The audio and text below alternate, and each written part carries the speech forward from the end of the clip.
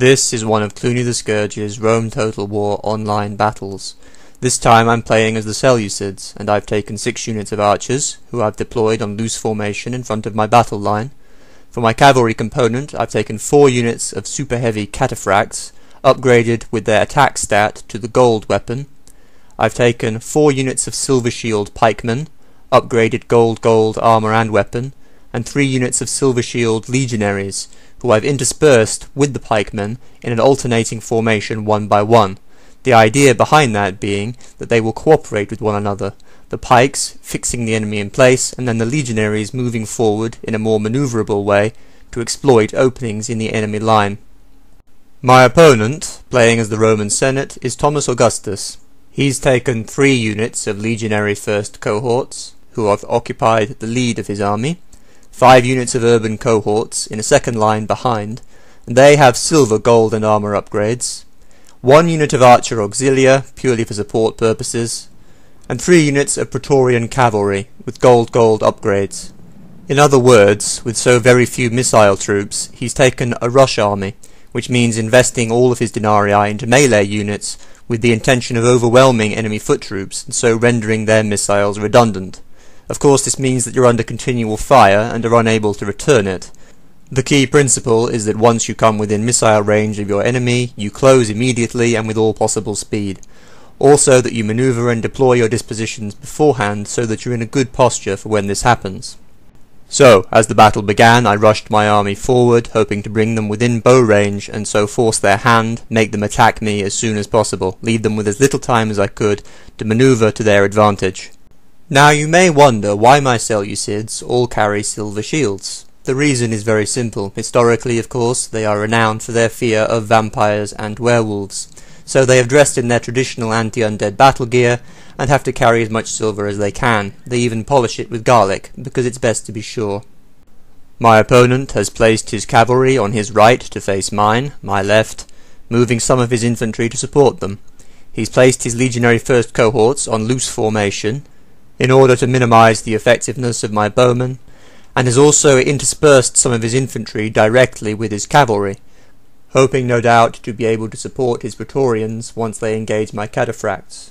Cataphracts have an armour penetrating capability with their alternate attack when they use their maces, and against Praetorian cavalry, even though they are well upgraded here, they have a pretty good chance of success. Of themselves, these are fair tactics, though as they are used, they don't quite work out, as you will see. Now, legionary first cohorts are oversized units, so that when the setting is put to large unit size, with 80 as the standard, they will have 120. On loose formation, this makes them a sound choice for absorbing enemy missile fire, so my opponent's placement of them in the front line here, as a component of his rush army, was also a good choice. And that's exactly what they're now doing as I open fire as soon as they come within range. I concentrate all of my bowmen against his rightmost legionary cohort, rightmost for me that is, hoping to break it as soon as possible, and thus cause morale damage to the rest of his army. Loyal to the Senate, to the Republic. These soldiers know only one authority, law, unlike my own men who well know that I, as King of Asia, whose ancestors rode with Alexander himself, am a badass killing machine who should be in charge because I'm just so great. I alone have the boldness and ambition necessary to keep the firm guiding hand my sheep-like people need. This battle is a confrontation between republican legalism and untrammeled central power. In other words, they stand between Cluny and his lunch, and someone who stands between me and my lunch gets a cap bust in his melon.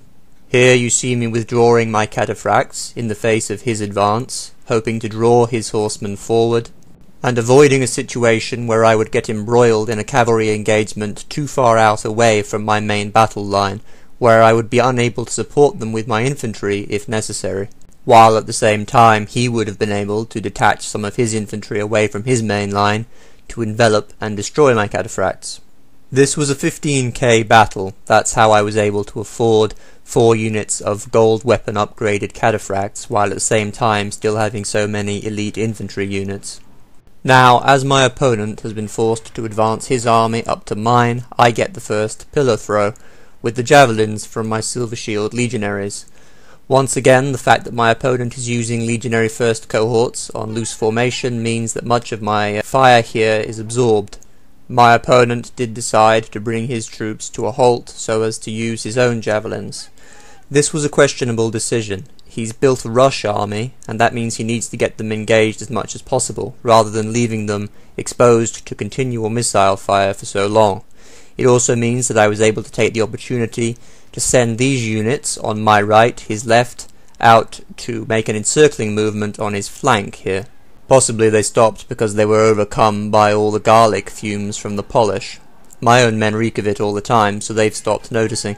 They realized that after the time they nearly mutinied, when a burglar broke into the army's mess with designs on stealing the silverware, the first thing he looked for in his normal break-ins, and got so confused by how much silver he found his head exploded, which meant the men had to polish their armour yet again to get the brains off. So, with his main battle line having come to a convenient stop right in front of my own, and with his cavalry having come well within striking distance, I make my move with my cataphracts on the left, plunge them home, and then immediately after the charge, hold down the Alt key and right-click once to have them switch to their armour-penetrating maces. I get incredibly lucky and kill his general almost immediately. Panic strikes, and some of his cavalry decide that they really have things they'd much rather be doing right now. His leading urban cohorts on his main battle line then get snagged on my rightmost flanking phalanx, as you can see, and I decide that this is the moment to use the rest of my infantry. My legionaries do their job and get sent around the flanks and to strike in the rear, as you can see here, and I also move my other phalanxes forward to fix the enemy in place. Now you'll notice that in this point in the battlefield, my opponent is fighting at a slight disadvantage in the height gradient.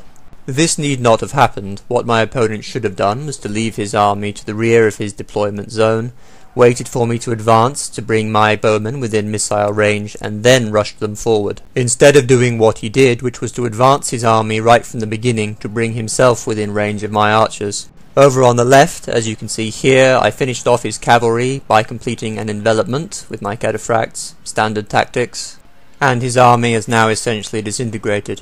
So what could my opponent have done that would have been better? He should have kept his army back and waited for me to come closer to him. He shouldn't have stopped his infantry when they did attack to use their javelins, and in the cavalry-infantry mix that he used against my cataphracts, he should have kept them behind his main line, not out on the right, and then patiently waited for me to strike with my cataphracts, drawing them past the main battle line, and only then hitting me. He could have then detached cohorts from his line to hit my horse on the flank. And my general, you will have noticed there, was killed in the moment of his glory by a stray arrow from one of my own archers behind, who's just coughed and glanced from side to side to check whether anyone was watching. Well, at least my general died happy. And, with the heroic suicide of the final regrouped cavalry unit, the Senate army is crushed. For me, this was one of those very rare battles where everything went exactly according to plan. My missiles forced my opponent to attack me, my cataphracts contained his cavalry on the wing, and my alternating pikemen legionary formation that I tried for the first time here worked perfectly, phalanx and sword working together to chew each unit up separately. However, when your plan goes perfectly as you intended, it's usually because your enemy has cooperated in that plan, and I think that this battle certainly fits into that description. For a similar example of that, try my Seleucids versus Pontus video. But understand this. In 2004, elite Seleucid army units were trapped in a PC game for a crime they didn't commit. These men promptly escaped from their hard drive to the internet underground. Today, still wanted by strategy gamers, they survive as soldiers of fortune. If you have Rome Total War, if no one else can help, and if you can find them, maybe you can hire the Silver Shield team.